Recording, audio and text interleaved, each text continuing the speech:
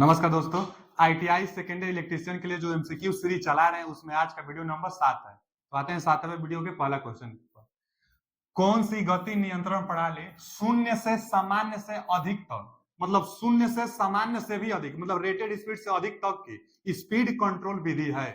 तो ward Leonard method. Ward Leonard method शून्य से और रेटेड स्पीड से अधिक तक भी दिया है ना, कि सामान्य से अधिक तक की गति को आसानी से गति नियंत्रण की जा सकती है, तो ward Leonard method. D option ward Leonard method से रेटेड स्पीड से ज्यादा भी और रेटेड स्पीड से कम भी गति नियंत्रण की जा सकती है, तो इसका ऑप्शन डी होगा।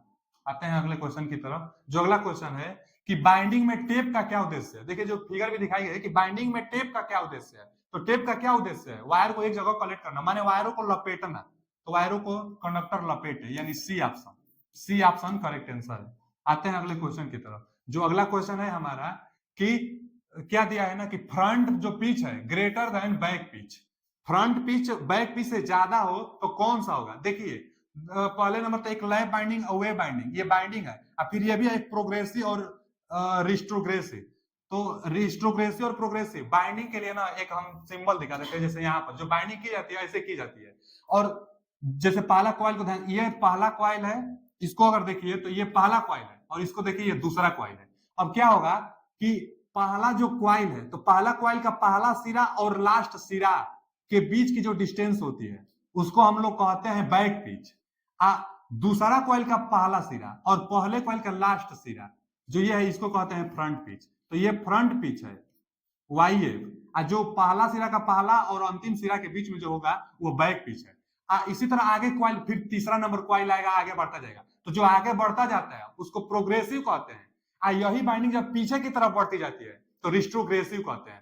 तो अच्छा, अब आप देख लीजिए प्रोग्रेसिव जो होता है इसमें क्या होता है कि जो फ्रंट पिच है और पीछे बैक पिच है, तो इसी में पूछ रहा है जो हमारा यह क्वेश्चन है। क्वेश्चन में पूछ क्या रहा है, ध्यान से देखिए कि front pitch is greater than back pitch, मतलब जो फ्रंट पिच होता है ना Y F, front pitch greater than Y B. अगर बैक पिच से फ्रंट पिच अगर ज्यादा हो तो कौन सा होगा, यानी पीछे की तरफ बढ़ेगा, तब इसको कहते हैं रिस्ट्रोग्रेसिव। जो अभी बाइंडिंग दिखाई तो वो आगे की तरफ बढ़ा था तो वो प्रोग्रेसिव था। अब यहाँ उल्टा दे दिया है कि जो फ्रंट पिच था वही ज्यादा था बैक पिच से, मतलब पीछे की तरफ जाएगा, तो इसको हम लोग कहते हैं रिस्ट्रोग्रेसिव बाइंडिंग। आते हैं अगले क्वेश्चन की तरफ। जो अगला क्वेश्चन है हमारा कि VA रेटिंग के लिए कौन सी सामग्री क्रॉस सेक्शनल क्षेत्र को कम करता है। तो इसमें से हम लोग क्या बोलेंगे कि उच्च मिश्र धातु की चादर, सी ऑप्शन करेक्ट आंसर है। फिर देख लेना कि VA रेटिंग के लिए कोर सामग्री के क्रॉस सेक्शनल क्षेत्र, मतलब एरिया, कोर सामग्री के एरिया को कौन सा, तो उच्च मिश्र धातु की चादर एरिया को कम कर देगा, यही पूछा है एरिया को। आते हैं अगले क्वेश्चन की तरफ। जो हमारा अगला क्वेश्चन है, अगला क्वेश्चन की फोर पोल डीसी मोटर में सामान्य ध्रुवों के विपरीत ध्रुवता कैसे प्राप्त करते हैं। मतलब आसन्न जो दिया है ना, इसका मतलब ये होता है कि जस्ट उसके सामने वाला, जस्ट उसके साइड वाला, तो वही दिया है कि four pole polarity, how to obtain opposite polarity in adjacent pole four pole DC motor, मतलब फोर पोल डीसी मोटर के आसन्न ध्रुवों को विपरीत ध्रुवता कैसे प्राप्त की जाती है। तो इसमें क्या होता है कि धारा प्रवाह को अलग दिशा में बनाने के लिए, मतलब जो धारा प्रवाह होती है पोल में, तो धारा प्रवाह होती है तो विपरीत दिशा में, अलग दिशा में प्रवाहित कराने के लिए उसके जस्ट सामने वाले पोल में प्रवाहित की जाती है। तो वही दिया है कि धारा प्रवाह को अलग दिशा में बनाने के लिए फोर पोल डीसी मोटर को आसन्न ध्रुवों में विपरीत की जाती है। तो डी ऑप्शन यानी चौथा ऑप्शन इसका सही आंसर है। जो अगला क्वेश्चन है कि रिवाइंडिंग प्रक्रिया में यह कौन सी क्रिया है। तो देखिए जो स्लॉट है, क्या किया जाए, हथौड़ा से इसको रिवेट से निकाला जा रहा है कॉइल को, तो क्या वेजेज को हटाना, सी ऑप्शन इसका करेक्ट आंसर है। हथौड़े से वेजेज को बाहर, जो कॉइल है उसको निकाली जा रही है, तो सी ऑप्शन इसका करेक्ट आंसर है। आते हैं अगले क्वेश्चन की तरफ। जो अगला क्वेश्चन है कि बाइंडिंग में उपयोग की जाने वाली कौन सी कुचालक सामग्री एक अधिक गैर हिग्रोस्कोपिक, मतलब नमी न सोखने वाली और अच्छी विद्युत शक्ति रखती है। तो क्या मिलीनेक्स पेपर एक होता है, मिलीनेक्स जो पेपर होता है कि विद्युत जो कंडक्टिविटी होती है अच्छी होती है और नमी न सोखने वाली एक पेपर है, तो मिलीनेक्स पेपर नमी न सोखने वाली और अच्छी विद्युत चालकता वाली है एक पेपर, मिलीनेक्स पेपर। जो अगला क्वेश्चन यही था ना, क्या था इसमें, अच्छा इस क्वेश्चन में अगर देखा जाए तो जो जो पीछे है बैक पिच हमारा वो क्या है, ज्यादा है किससे, फ्रंट पिच से, वाई एफ। इस वाले बाइंडिंग में फ्रंट पिच बस इतना ही है, अब बैक पिच पीछे वाला पहली क्वाइल का पहला सिरा और लास्ट सिरा, यानी यहां से यहां तक, ये जो होगा बैक पिच होगा, और ये क्या होगा, फ्रंट पिच होगा। अगला क्वाइल है ना, दूसरा क्वाइल, तो फ्रंट पिच है, पीछे बैक पिच है, तो इसमें बैक पिच ज्यादा है फ्रंट पिच से, तो ये होगा प्रोग्रेसिव, यानी सी ऑप्शन इसका होगा। सी ऑप्शन करेक्ट आंसर है इसका। तो और प्रोग्रेसिव मतलब क्या होता है ना, ये आगे बढ़ता जाएगा।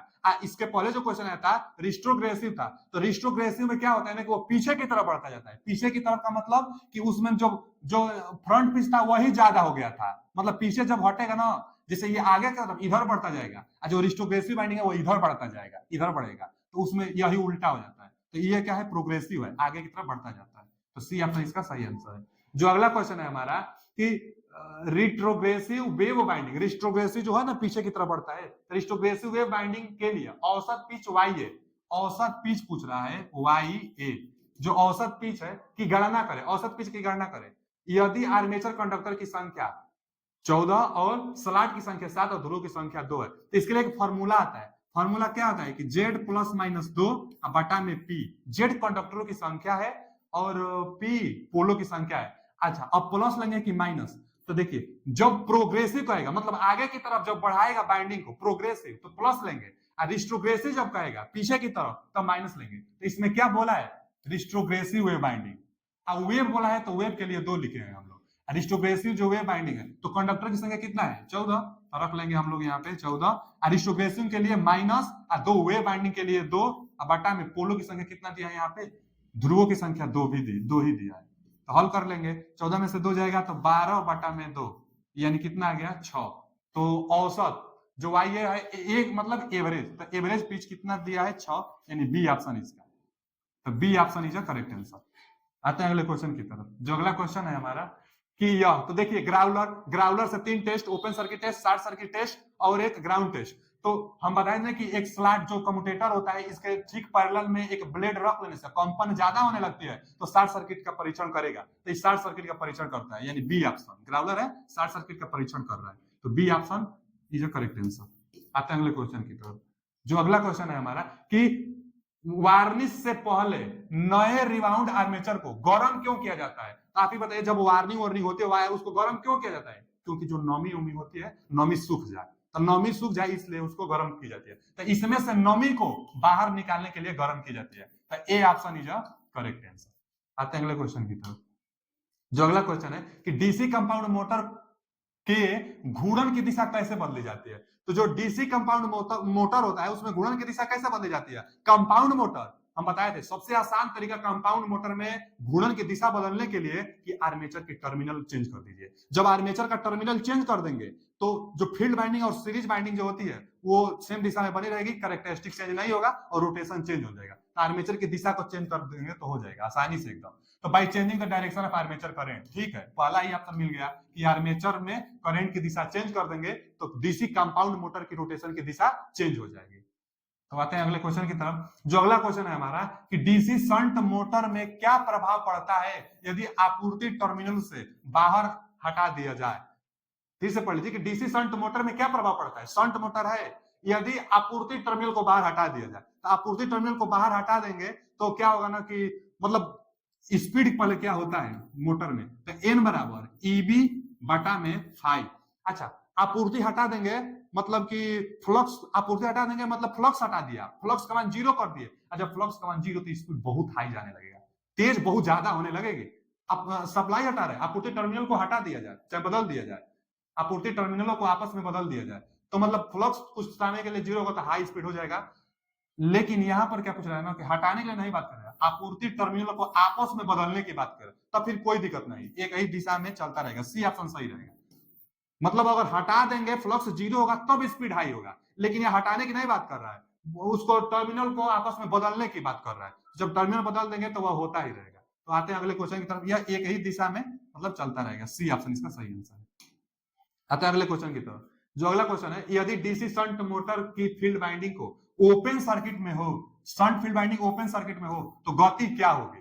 तो गति क्या होगी, तो यहां देखिए, अब वो वाला जो हम अभी बता रहे थे कि जो डीसी शंट मोटर है अगर बाइंडिंग ओपन कर दी जाए, यहां देख लीजिए, यहां एन बराबर ईबी बटा में फाइव। अब ओपन कर दी जाती है तो फ्लक्स का मान 0, तो स्पीड हाई माने स्पीड बढ़ने लगता है, तो ओपन कर दिया, सर्किट को ओपन कर दी जाती है तो गति पर क्या प्रभाव पड़ेगा, तो गति बहुत तेजी से चलने लगती है। D option is correct answer. Open कर देंगे तो गति बहुत तेज जाने लगेगी, जब टर्मिनल चेंज करेंगे तो बस वही सेम दिशा में चलती रहेगी। आते हैं अगले क्वेश्चन की तरफ। जो अगला क्वेश्चन है ये फिर वही टेस्ट ग्राउलर से टेस्टिंग की जा रही है। 3 टेस्ट था ना, तो ये क्या करे कि एक यहाँ पर कनेक्ट किया है, सेगमेंट के यहाँ पर कनेक्ट किया है, ये जो रीडिंग दिखा रहा है, एक टर्मिनल यहीं पर दूसरा टर्मिनल पर लगाया है, तो क्या बताता है ओपन सर्किट टेस्ट। तो ओपन सर्किट टेस्ट कौन सा है इसमें से, यानी पहला ऑप्शन ओपन क्वाइल फाल्ट, यानी A option is correct answer, पहला ऑप्शन होगा। पैरेलल प्लेट लेता तब शॉर्ट सर्किट होता। आते हैं अगले क्वेश्चन की तरफ। जो अगला क्वेश्चन है हमारा, अच्छा तो आज के लिए इतना ही, मिलते हैं अगले वीडियो में अगले अध्याय के साथ। तो अभी के लिए इतना ही। अगर